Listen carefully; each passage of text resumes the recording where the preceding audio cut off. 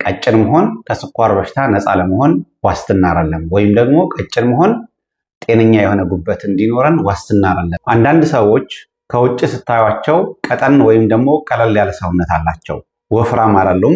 እንደዚህ ፊዚካሊ የሚታይ ቦርጭ ወይም ደግሞ የስብ ክምችት አይኖራቸውም። ነገር ግን ሰውነታቸው ውስጥ ከውጭ የማይታይ ጥልቅ የሆነ ሰውነታቸው ውስጥ የስብ ክምችት ይኖራል። ስለዚህ ወፍራም ስላልሆኑ ወይም ደረቅ ያለ ቀጠን ያለ ሰውነት ስላላቸው አንዳንድ በተለምዶ ከውፍረት ጋር የተያያዙ የሚመስሉን በሽታዎች ማይዟቸው ሊመስለን ይችላል። ለምሳሌ ያህል የልብ በሽታ፣ የስኳር በሽታ፣ የደም ግፊት በሽታ፣ የጉበት በሽታ ወይም ደግሞ የጉበት ስብ፣ እነኚህ የመሳሰሉ በሽታዎች ቀጠን ያለ ሰውነት ያላቸው ሰዎች ማይዟቸው ሊመስለን ይችላል። ቀጠን ያለ ወይም ደግሞ ደረቅ ያለ ሰውነት ያላቸው ሰዎች ሆድ ዕቃዎቻቸው ዙሪያ የተከማቸ ስብ ካለ በተለምዶ የወፍራም ሰዎች በሽታ የሚመስሉን በሽታዎች እነሱንም ያጠቋቸዋል። የስብ ክምችት የሆድ ዕቃዎቻችን ዙሪያ የተተበተበ ስብ ካለ ይሄ አይነት ስብ አደገኛ አይነት ስብ ነው። በእንግሊዝኛ ስሙ ቪዝራል ፋት ይባላል። ቪዝራል ፋት ያንዳንዶቹ ኢንተርናል ኦርጋኖቻችን ዙሪያ ወይም ደግሞ የውስጥ የሆድ ዕቃዎቻችን ዙሪያ በተለይም አንጀታችን፣ ቆሽታችን እንደዚሁም ደግሞ ጉበታችን ዙሪያ ላይ የተተበተበ ስብ ካለ የደም ዝውውር ያስተጓጉላል፣ የተለያዩ ኢንፍላሜሽን እንዲከሰቱ ያደርጋል። ይሄ ስብ አደገኛ አይነት ስብ ነው።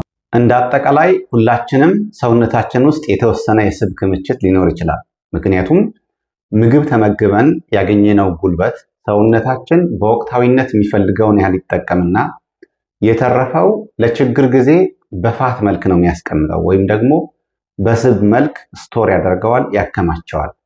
ጤነኛ በሆነ ሁኔታ ሰውነታችን ለችግር ጊዜ የሚያከማቸው ፋት ማከማቸት ያለበት በቀላሉ ሊጠቀመው ወይም ደግሞ በቀላሉ አውጥቶ ሊጠቀምበት የሚችልበት ቦታ ላይ ነው መሆን ያለበት። ያ ቦታ ደግሞ ሰብኩቴኒየስ የሚባለው የሰውነታችን ክፍል ላይ ነው። ሰብኩቴኒየስ ፋት የሚባለው ጤናማ የሚባል ፋት ነው። ምክንያቱም ችግር ሲመጣ በቀላሉ ሰውነታችን ሊጠቀሙ የሚችል አይነት ፋት ነው።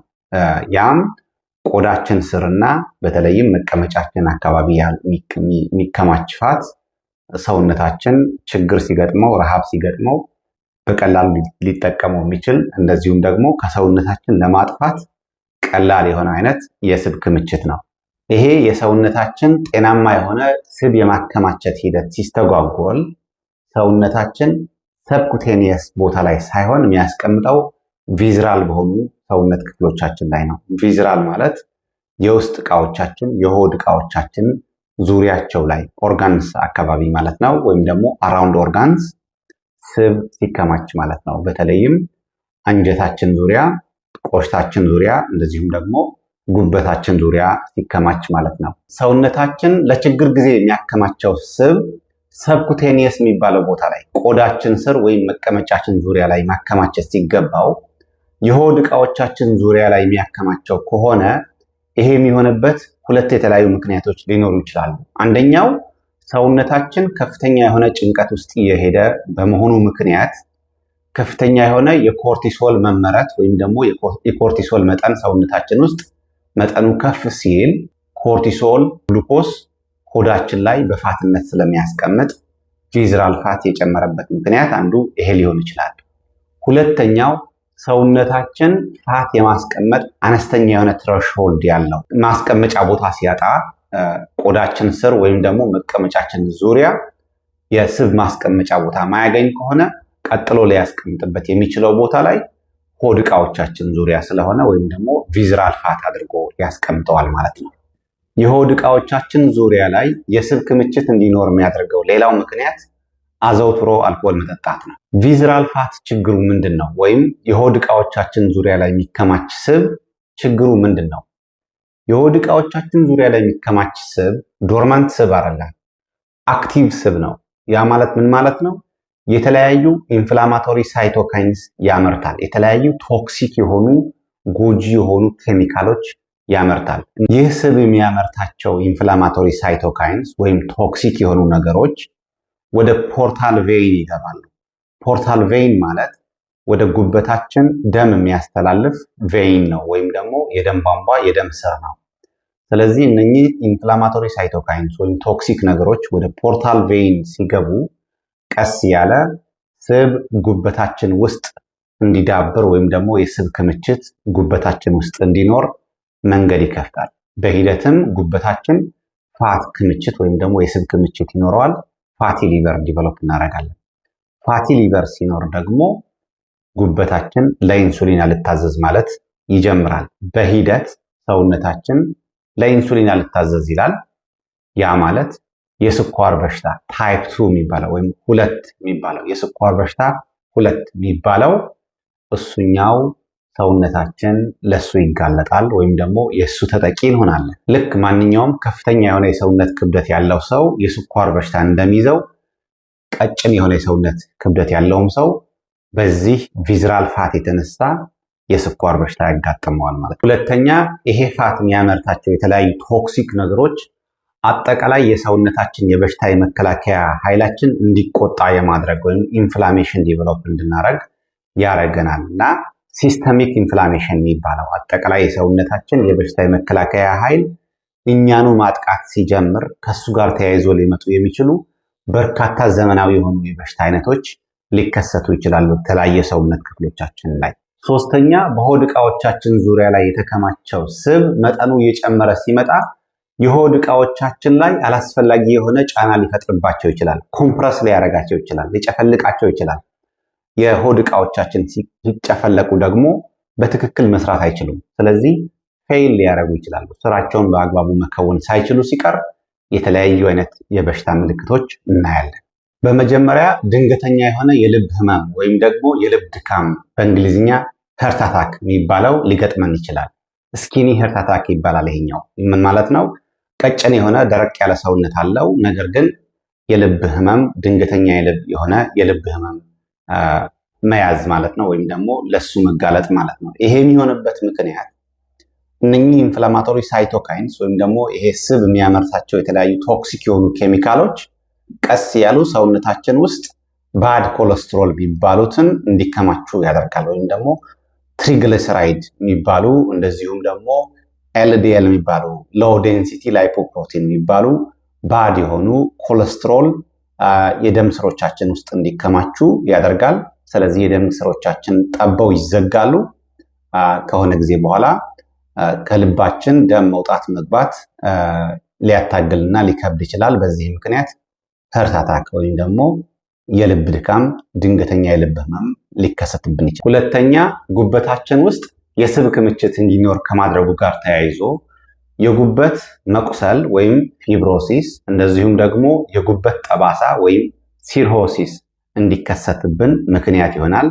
በጊዜ ሂደት እነኚህ ነገሮች ካልተሻሻሉ ወደ ጉበት ፌል ማድረግ ወይም ደግሞ ጉበት ከጥቅም ውጭ ወደ መሆን ስራውን በአግባቡ እንዳይሰራ ማድረግ ሊያስከትልብን ይችላል። ሶስተኛ ቪዝራል ፋት ወይም ደግሞ በሆድ ዕቃዎቻችን ዙሪያ የሚከማች ስብ ለሰውነታችን ጠቃሚ የሆኑ ኬሚካሎች ወይም ሆርሞኖች ባህሪያቸው እንዲቀያየር ሊያደርግ ይችላል። ለምሳሌ ወንዶች ላይ ቴስቴስትሮን እንዲጠፋና ኢስትሮጂን እንዲጨምር፣ የተለያዩ የወንድነት መገለጫ እንዲኖረን የሚያደርገው ሆርሞን መጠኑ እንዲቀንስ እና የሴትነት ባህሪ የሚያሳይ ወይም ደግሞ የሴትነት ባህሪ እንዲንጸባረቅ የሚያደርገው ሆርሞን መጠኑ እንዲጨምር ሊያደርግ ይችላል። ሴቶች ላይ ደግሞ ፖሊሲስቲክ ኦቫሪያን ሲንድረም የሚባል ችግር ያስከትላል። ይሄ ሴቶች ላይ የወንድነት ሆርሞን ወይም ደግሞ አንድሮጅን መጠኑ በጣም ከፍ ሲል ከሱ ጋር ተያይዞ ሊመጣ የሚችሉ የተለያዩ ኢሬጉላሪቲስ፣ የወር አበባ ጊዜ መዛባት እና ሌሎች በርካታ የተለያዩ የበሽታ ምልክቶች ወይም ደግሞ የዲስኮምፎርት ምልክቶች መታየት ሊያስከትል ይችላል። አንድ ሰው ቪዝራል ፋት ወይም ደግሞ የሆድ ዕቃዎቹ ዙሪያ ላይ የስብ ክምችት እንዳለ እንዴት እናውቃለን? የመጀመሪያው አካላዊ እይታ ነው። ያ ማለት ምን ማለት ነው? ስሊም የሆነ ሰውነት ኖሮት እጆቹና እግሮቹ ቀጫጭን ሆነው ሆዱ አካባቢ ግን ፕሮትሩድ ያደረገ ከሆነ በትንሽም ቢሆን ራሱ ትንሽ ወጣ ያለ ከሆነ ሆዱ ያ ክላሲክ የሆነ የቪዝራል ፋት ምልክት ነው፣ ወይም ደግሞ የተለመደ ምልክት። ሁለተኛ የደም ምርመራ ማድረግ ነው። በተለይም ሰዎቹ ምግብ ከመመገባቸው በፊት ወይም ፋስቲንግ ላይ ሆነው የደም ምርመራ ስናረግ የደማቸው የኢንሱሊን መጠን ከፍ ካለ አንደኛው ምልክት ነው።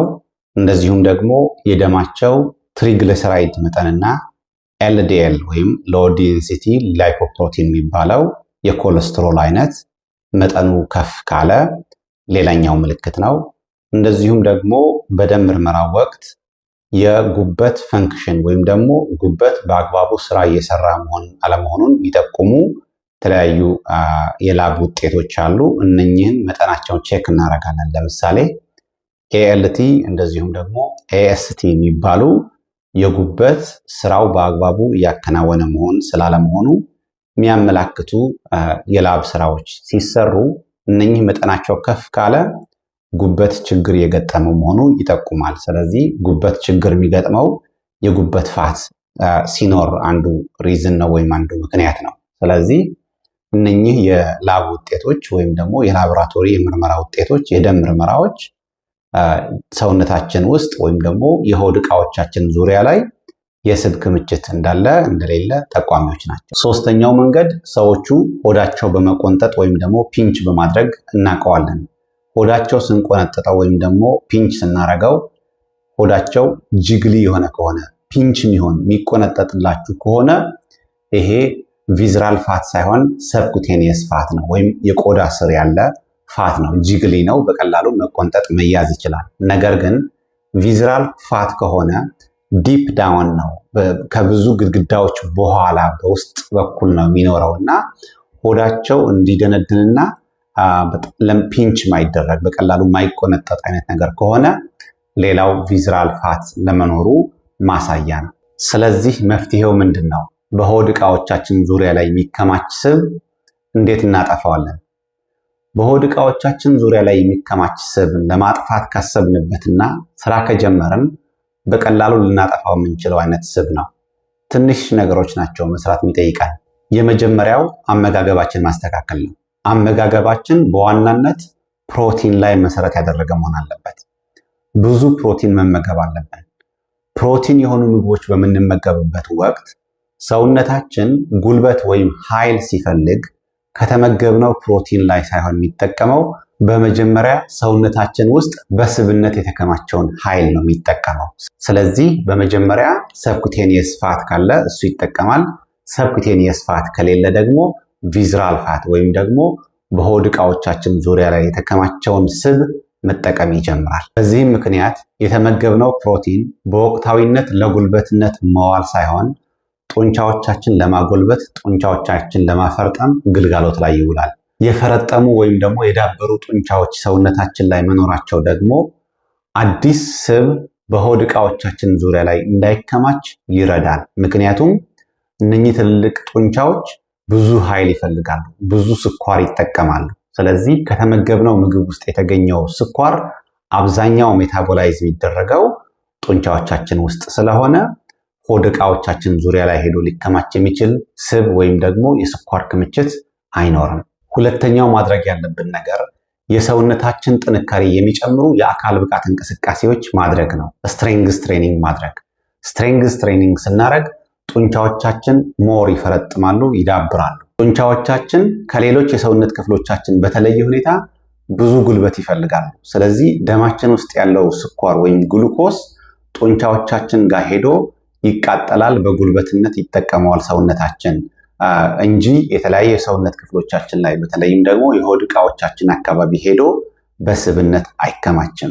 ሶስተኛው በተቻለ መጠን ጭንቀት መቆጣጠር ነው። ምክንያቱም ጭንቀት ሲኖር የሰውነታችን የኮርቲሶል መጠን ከፍ ይላል። ኮርቲሶል ደግሞ የተመገብነው ምግብ ውስጥ የተገኘው ስኳር ሆዳችን ውስጥ ወስዶ በስብነት ያከማቸዋል፣ ቪዝራል ፋትንም ጨምሮ ወይም ደግሞ በሆድ ዕቃዎቻችን ዙሪያ ላይ ጨምሮ ማለት ነው። ስለዚህ የኮርቲሶል መጠን እንዳይጨምር በተቻለ መጠን ጭንቀት መቆጣጠር፣ ጭንቀት መቀነስ ያስፈልጋል። የተለያዩ ዘዴዎች ከዚህ በፊት ባቀረብኳቸው ቪዲዮዎች ላይ ጭንቀትን እንዴት እንቀንሳለን፣ እንዴት እንቆጣጠራለን የሚሉ ሌሎች ቪዲዮዎች ሰርቻለሁኝ። እነሱ ሄዳችሁ ማየት ትችላላችሁ። ጭንቀት በመቆጣጠር የኮርቲሶል መጠን እንዳይጨምር በማድረግ የሆድ ዕቃዎቻችን ዙሪያ ላይ የስብ ክምችት እንዳይኖር ማድረግ እንችላለን። ይህን ቪዲዮ እስከ መጨረሻው ድረስ በትዕግስት ለተከታተሉ እጅግ በጣም አድርጌ ያመሰግናለሁኝ። አስተያየት ወይም ጥያቄ ካለዎት የአስተያየት መስጫ ቦታ ላይ ያስቀምጡት። ይህን ቪዲዮ ከወደዳችሁት የላይክ ምልክቱን ይንኩት። እስካሁን ድረስ የዚህን ዩቲዩብ ቻናል ሰብስክራይብ ካላደረጉ አሁኑኑ ሰብስክራይብ ያደርጉ። ጤና ይስጥልኝ። ሙሉ ቪዲዮውን ዩቲዩብ ላይ ፖስት አድርጌዋለሁኝ። እዛ ሄዳችሁ ማየት ትችላላችሁ። ይሄ ቪዲዮ ከወደዳችሁት የላይክ ምልክቷን ንኳት። አስተያየት ወይም ጥያቄ ካላችሁ የአስተያየት መስጫ ቦታ ላይ አስቀምጡልኝ። እስካሁን ድረስ ይህን ፌስቡክ ፔጅ ፎሎ ካላደረጋችሁ አሁኑኑ ፎሎ በማድረግ የዚህ ፌስቡክ ፔጅ አባል እንድትሆኑ ይሁን። ሰላም ሁኑ።